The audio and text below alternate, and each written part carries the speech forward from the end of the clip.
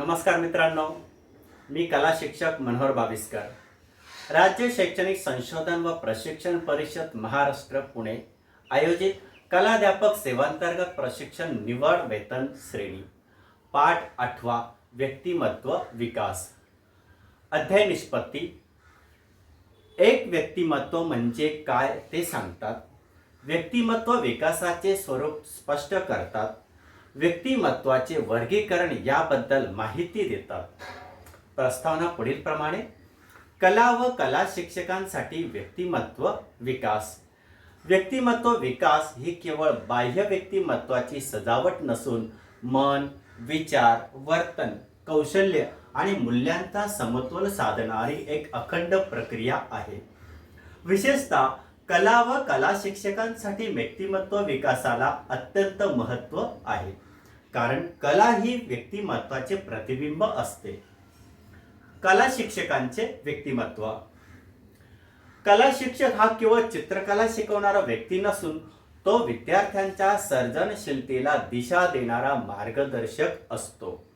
त्यामुळे त्याच्या व्यक्तिमत्वाला खालील गुण असणे आवश्यक आहे. पहिला, सर्जनशीलता, क्रिएटिव्हिटी. नवीन कल्पना, प्रयोगशीलता आणि नवोन्मेष यांचा स्वीकार. संवेदनशीलता, विद्यार्थ्यांच्या भावना ओळखून त्यांना प्रेरणा देणे. सकारात्मक दृष्टिकोन, पॉझिटिव्ह ॲटिट्यूड. प्रत्येक विद्यार्थ्यातील गुण शोधून त्यांचा विकास करणे. संवाद कौशल्य, विचार स्पष्ट, सौम्य आणि प्रेरक पद्धतीने व्यक्त करण्याची क्षमता. शिस्त व संयम. कलात्मक प्रक्रियेत वेळ, मनस्थिती आणि सातत्य आवश्यक असते. कला शिक्षकाच्या व्यक्तिमत्व विकासाचे घटक. स्वयं अभिव्यक्तीचा विकास. कला शिक्षकांनी स्वतःची कला शैली आणि विचार व्यक्त करण्याची क्षमता जोपासावी. ज्ञानवृद्धी. नवीन कला प्रवाह, आधुनिक माध्यमे आणि तंत्रज्ञानाची माहिती सतत मिळवत राहणे. नैतिक मूल्ये. प्रामाणिक, सहकार्य आणि सामाजिक जबाबदारी यांचा अंगीकरण करणे. नेतृत्व गुण म्हणजे विद्यार्थ्यांमध्ये कला विषयाविषयी आवड निर्माण करणे आणि त्यांच्या उपक्रमाचे नेतृत्व करणे. भावनिक समतोल. स्पर्धात्मक आणि दडपणाच्या वातावरणात शांत, समजूतदार व प्रेरक राहणे. कला आणि व्यक्तिमत्वाचा परस्पर संबंध. कला ही मनाला विचार देते. चित्रकला, शिल्पकला, संगीत किंवा नाट्यकला या सर्व कला प्रकारामुळे मन प्रसन्न राहते. विचारांना गती मिळते आणि आत्मविश्वास वाढतो. त्यामुळे कलात्मक कार्यातून भावनिक, सामाजिक, मानसिक आणि बौद्धिक व्यक्तिमत्वाचा विकास साध्य होतो. व्याख्या. प्राचीन काळी ग्रीक, रोमन नाटकातील पात्रे मुखवटे धारण करून नाटकातील व्यक्तिरेखा सादर करीत असत. त्यामुळे पात्रांचे व्यक्तिमत्व समोर उभे राहत असे. त्यानुसार एखाद्या व्यक्तीचे दर्शनी स्वरूप म्हणजे व्यक्तिमत्व होय. अमेरिकन मानसशास्त्रज्ञ गॉर्डन विलर्ड ऑलपोर्ट यांच्या मते व्यक्तिमत्व म्हणजे व्यक्तीचे वैशिष्ट्यपूर्ण आचार, विचार तथा वर्तन व्यवहार निर्धारित करणारे तिच्या मनोदैहिक संस्थाचे गतिशील संघटन होय. या व्याख्यानुसार शारीरिक गुणधर्मासोबत मानसिक वैशिष्ट्यांचाही अंतर्भाव व्यक्तीच्या व्यक्तिमत्व होत असतो. शारीरिक आणि मानसिक वैशिष्ट्ये ही परस्परांची निगडीत असल्यामुळे त्यांचा प्रभाव परस्परांवर पडत असतो. त्याचे स्वरूप. व्यक्तिमत्वातील मनोदैहिक गुणधर्माचे संघटन गतिशील असल्याने प्रत्येक व्यक्तिमत्व हे नित्य परिवर्तनीय व विकसनशील असते. व्यक्तिमत्व हे जन्मताच प्राप्त होत नसते, तर ते आनुवंशिकता तसेच परिसरातील घटकांच्या प्रभावामुळे सतत विकसित होत असते. शरीररचना, कौटुंबिक वातावरण, सामाजिक परिसर, धारण कराव्या लागणाऱ्या भूमिका तसेच डोळ्यासमोरील आदर्श या सर्व घटकांचा व्यक्तिमत्व विकासावर प्रभाव पडत असतो. त्यामुळे व्यक्तिमत्व म्हणजे विविध पैलूंचा समुच्चय सत्व हे व्यक्तिमत्वाच्या केंद्रस्थानी होय.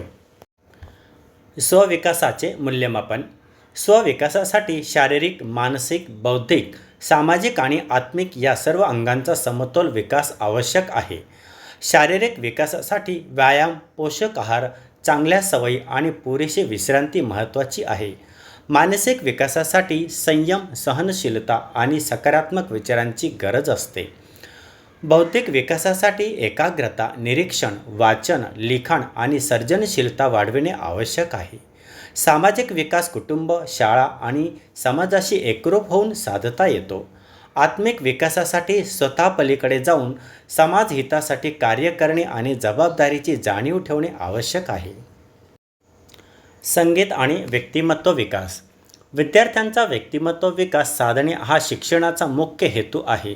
शिक्षक त्या दृष्टीने विविध उपक्रमांचे आयोजन करत असतात. या प्रक्रियेमध्ये विविध कलांना महत्त्वाचे स्थान आहे. त्यापैकी संगीत कला कोणती भूमिका बजावते हे जाणून घेणे महत्त्वाचे आहे. विद्यार्थ्यांचा व्यक्तिमत्व विकास किंवा सर्वांगीण विकास 3 अंगांनी होतो. पहिला शारीरिक विकास, दुसरा भावनिक किंवा मानसिक विकास, तिसरा बौद्धिक विकास. पहिला भाग बघूया आपण. 1. शारीरिक विकास. संगीतामध्ये विशेषतः कंठसंगीतामध्ये स्वर, ताल इतकेच श्वासाला महत्त्व आहे. कंठसंगीतामध्ये सादरीकरण करताना श्वास संथ गतीने घेणे आणि संथ गतीने सोडणे महत्त्वाचे असते. त्यामुळे गाण्याच्या किंवा गायनाच्या रियाजातून फुफ्फुसांना व्यायाम होतो, श्वासावर नियंत्रण येते.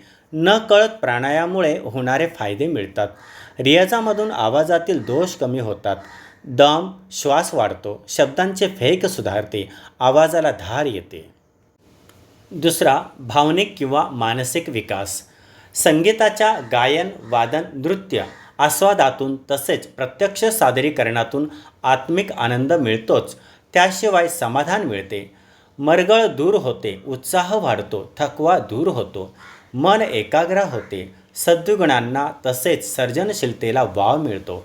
विद्यार्थ्यांचा आत्मविश्वास वाढतो, धीटपणा येतो. शालेय जीवनामध्ये येणारा बौद्धिक ताण कमी होतो.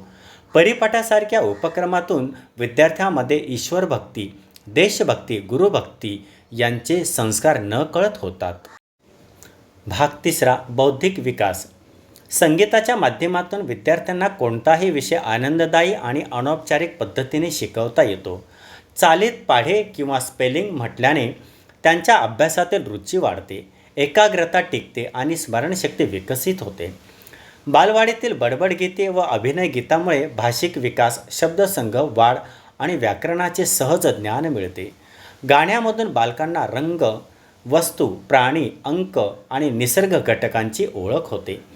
शालेय जीवनात दिनविशेषानुसार गायल्या जाणाऱ्या गाण्यामुळे विद्यार्थ्यांमध्ये सांघिकता, सहकार्य, अनुशासन आणि उत्तम नागरिकत्वाची भावना विकसित होते. त्यामुळे संगीत विद्यार्थ्यांच्या शारीरिक, भावनिक आणि बौद्धिक विकासासाठी प्रभावी माध्यम ठरते. पाठाचा सारांश. सर्वांगीण व्यक्तिमत्व विकासासाठी स्वतःचे मूल्यमापन करून आवश्यक बदल होण्यासाठी उत्तम नियोजन केल्यास व त्यानुसार आचरण केल्यास एक सर्वांगीण विकसित व्यक्तिमत्व आकारास येऊ शकते. व्यक्तिमत्व विकसित करण्यासाठी काही संकल्प करा, स्वतःवर बंधने घाला, सकारात्मक व्हा, आव्हानांचा सामना करा, आदर्शाची निवड करा, स्वप्ने बघा, ती प्रत्यक्षात साकारण्यासाठी प्रयत्न करा. यामुळे व्यक्तिमत्व नक्कीच प्रगल्भ आणि सुविकसित होईल. स्वाध्याय 1. शिक्षणामध्ये संगीताचे महत्त्व स्पष्ट करा. 2. विद्यार्थ्यांचे मानसिक आरोग्य राखण्यासाठी संगीताचा उपयोग होईल का ते स्पष्ट करा.